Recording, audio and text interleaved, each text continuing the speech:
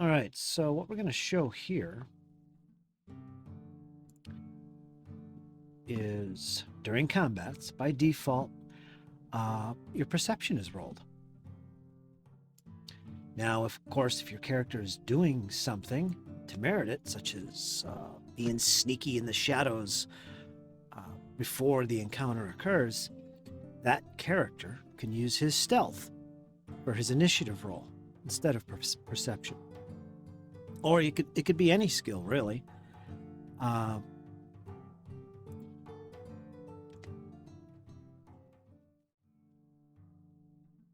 for instance, maybe if he is, or the character is climbing a wall, or climbing in the midst of climbing, or using acrobatics to navigate a thin pole across a chasm, something like that. There is some argument that you could use your acrobatic skill or your athletic skill in the case of climbing for your initiative. And the GM might require it because of the situation, or the player might say, you know what, can I use my athletics for this roll? Because maybe his athletics is particularly high, higher than his perception. So there's some back and forth argument there, what you could use.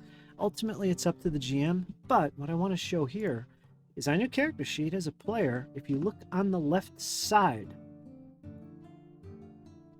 this side over here, where you've got your hit points, your armor class, your perception, as well as initiative, your saves, and so on and so forth. If you look over here under initiative, there's a drop-down menu. It says initiative.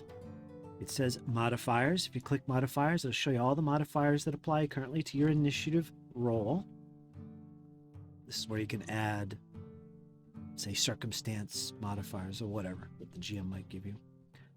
But it also has a dice rolling symbol, a modifier, and a drop-down menu. Now, this drop-down menu lets you choose a different skill for your initiative roll.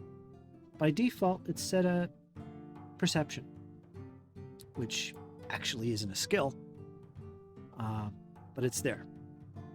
Let's say at the start of combat, our rogue hero, Ramirez, he's hiding in the shadows.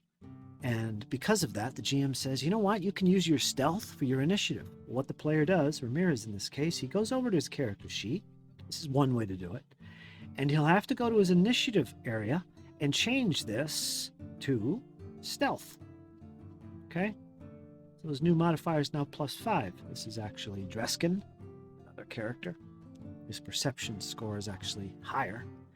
But because he's hiding in the shadows, he's going to be using his stealth. And there's other advantages to using stealth for your initiative as well, like beginning the encounter hidden. So there's other reasons to do these other things besides just use perception. But this is what you have to do. The player has to come into his sheet first before initiative is rolled, and he has to make this little change, going from perception to stealth in this case. He just chooses it, and then he can close his sheet, whatever. Now, when combat occurs, let's put that character in combat. Let me toggle him and put his combat status on, so he's now in this combat. This, of course, is our encounter tracker. There he is. There's Dreskin. I just added him. This little symbol here, the die, that's the roll initiative button. When he clicks this, it will roll his d20. Now, because he set stealth as his new default initiative modifier, that's what it's going to add when he rolls this die for combat. So let's do that. Let's roll that die. Let's see what he rolled. And you'll see here, it says Dreskin. He rolled his stealth. He gets +1 dex, +4 trained because he's trained in stealth, for a total of +5. And he scored a 24. So that's his initiative score in the combat.